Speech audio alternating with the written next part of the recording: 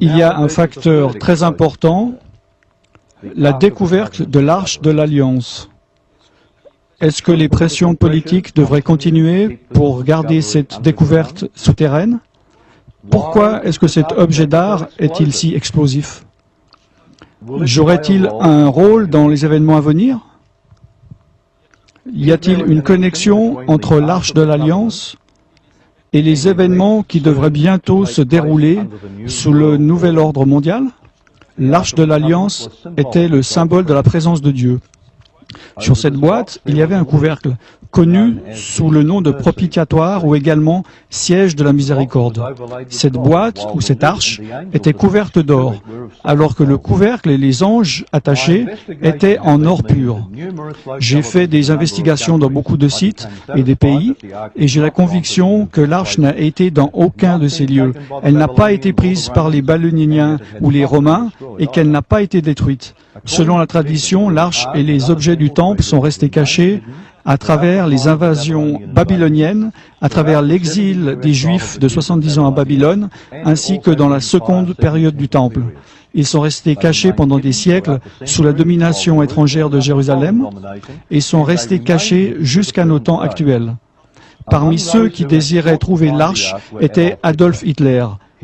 Il pensait que l'arche détenait une propriété mystique et leur donnerait une puissance surnaturelle sur les hommes. Mussolini avait également désiré prendre possession de l'arche. L'espoir était de trouver une cave qui était à l'époque au niveau du sol. Alors les fouilles ont commencé. Devant la paroi rocheuse, progressivement, de plus en plus profond. Et assez rapidement, ils commencèrent à trouver quelques niches qui ressemblaient à des petites boîtes de livres. Et alors que les fouilles allaient plus profondément, ils en découvrirent 3. Continuant à creuser, ils découvrirent à 14 pieds plus bas une pierre découverte. Elle se trouvait à peu près à 2,50 m de la paroi rocheuse. Après l'avoir nettoyée, ils découvrirent au milieu une forme carrée. Ça ressemblait à une cheville, comme une prise faite de pierre. Après examination, il s'est avéré qu'il y avait comme 2 petites niches avec lesquelles on pouvait le retirer. Sous cette prise, nous avons découvert un emplacement pour mettre un poteau d'une profondeur de 50 cm. En fait, une profondeur de 23 pouces et demi dans la roche. En fait, un trou carré avec une cheville par-dessus le scellant. Nous avons cette cheville en notre possession. Il y avait plusieurs objets dans cette chambre. Ils étaient recouverts par des peaux d'animaux noirs. Par-dessus cela, il y avait des morceaux de bois. Et sur ce bois, il y avait des pierres. Et Ron est venu et il est passé au travers entre les pierres et le plafond. Et il a pu voir une boîte en pierre. Il avait un couvercle plat qui était fendu en 2 parties exactes. Il s'est avéré qu'il y avait une fissure dans le plafond. La fissure du plafond était alignée exactement avec la fissure sur le couvercle. La fissure descendait de la roche, continuait invisiblement dans l'air et ensuite recommençait. C'était très étrange. Cette fissure continuait sur 6 mètres dans le rocher. La terre trembla, les rochers se fendirent. Au moment de la mort de Jésus-Christ, les rochers se fendirent et le sang coula sortant de son côté, coula le long de ses jambes, le long de ses pieds, a coulé dans le trou du poteau et dans la fissure du rocher qui avait été ouverte pour le recevoir, et directement sur le couvercle de la boîte en pierre.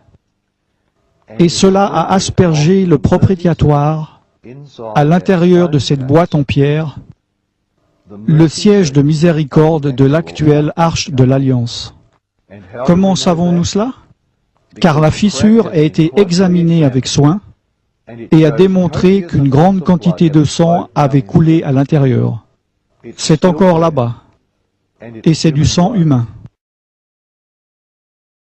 Voici ma question. Vous avez dit que vous aviez donné le sang de notre Seigneur à être examiné par un laboratoire israélien. Quels ont été les résultats? Ok, très rapidement. Hein.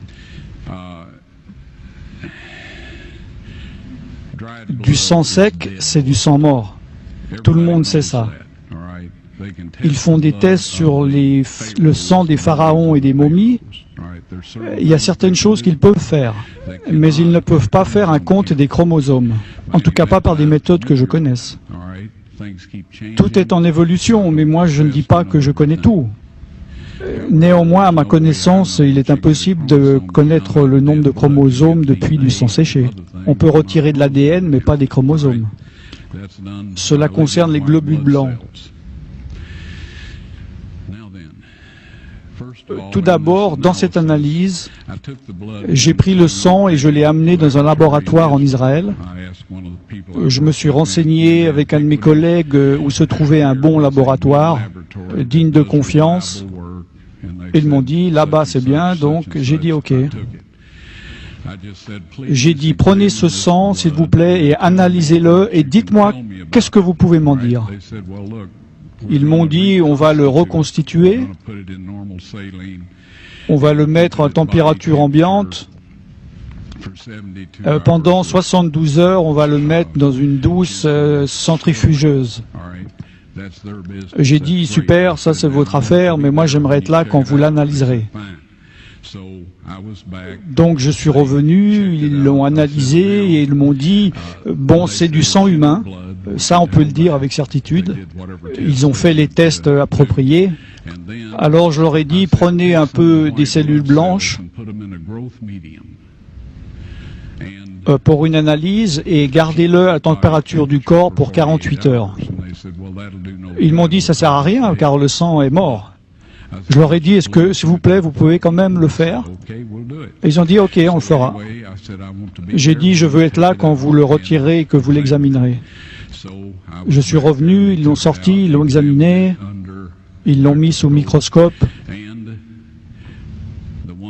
Et un technicien en a appelé un autre. Ils ont appelé leur patron. Ils parlaient en hébreu ensemble. Ils m'ont regardé et m'ont dit, Monsieur Wyatt, ce sang ne contient que 24 chromosomes. Vous voyez, chacun d'entre nous en avons 46.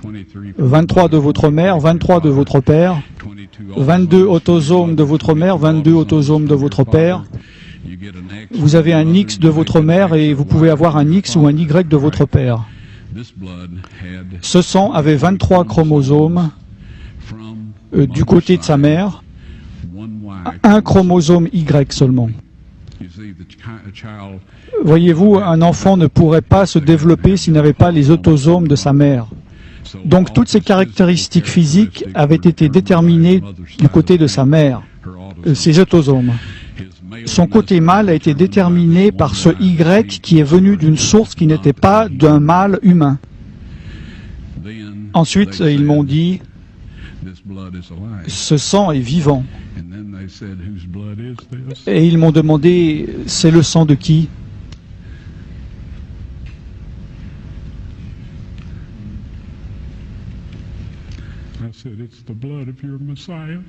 J'ai dit, c'est le sang de votre Messie.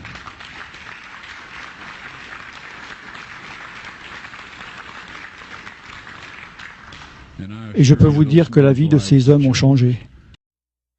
Rien ne peut sauver mon âme, rien que le sang de Jésus. Pour elle je ne réclame rien que le sang de Jésus. Précieux sang de l'agneau qui me donne un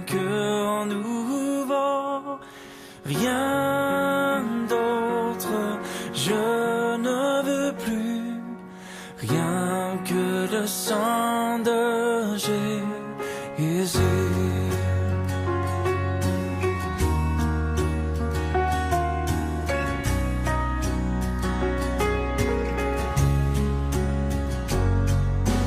Pour mon pardon, je ne vois rien que le sang de Jésus. Pour mon salut, je ne crois rien que le sang de Jésus. Précieux sang de l'agneau qui me donne un cœur nouveau. Rien d'autre je ne veux plus, rien que le sang de Jésus.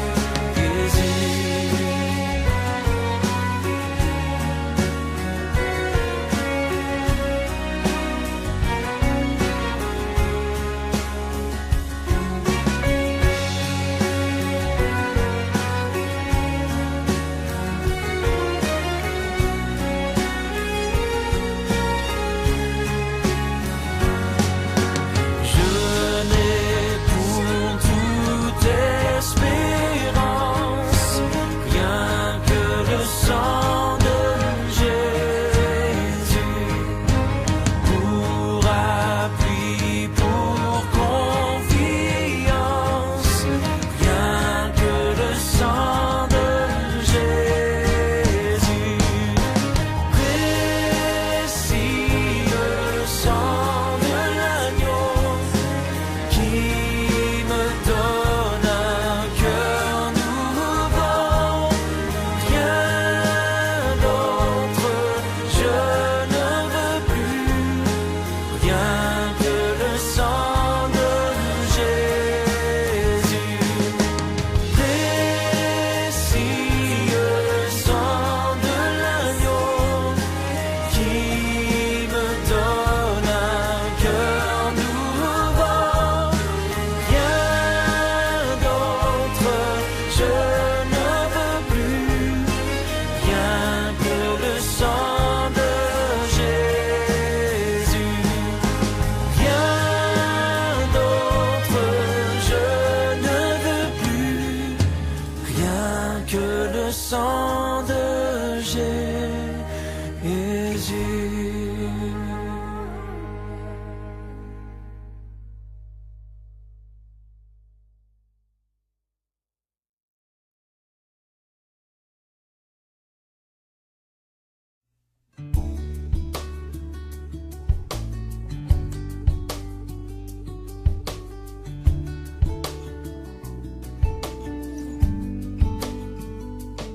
Si le monde te reprend et ton or et ton argent, si la pauvreté vient assombrir ton cœur,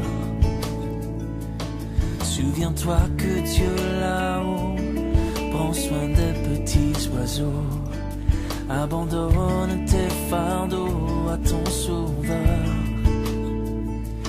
Laisse-les, laisse-les. Laisse tes fardeaux aux pieds de ton sauveur. Si tu crois sans défaillir, il saura te secourir. Abandonne tes fardeaux à ton sauveur.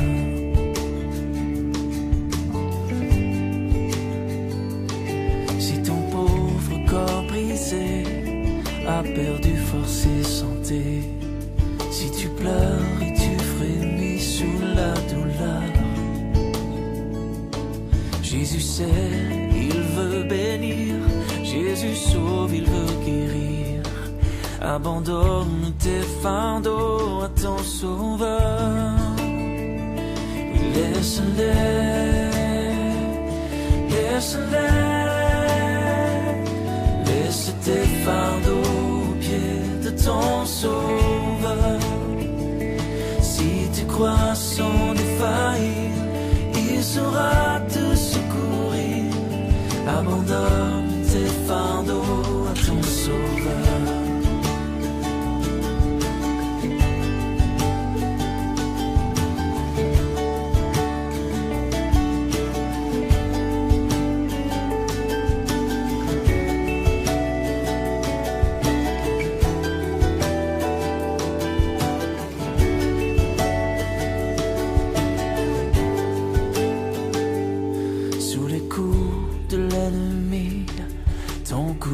A-t-il faibli et ta foi sombré peut-être sous la peur? Souviens-toi que Dieu ton Père aime exaucer les prières. Abandonne tes fardeaux, ton Sauveur. Laisse-les, laisse-les, laisse tes fardeaux ton sauveur. Si tu crois sans défaillir, il saura te secourir. Abandonne tes fardeaux à ton sauveur. Laisse-les, laisse-les, laisse tes fardeaux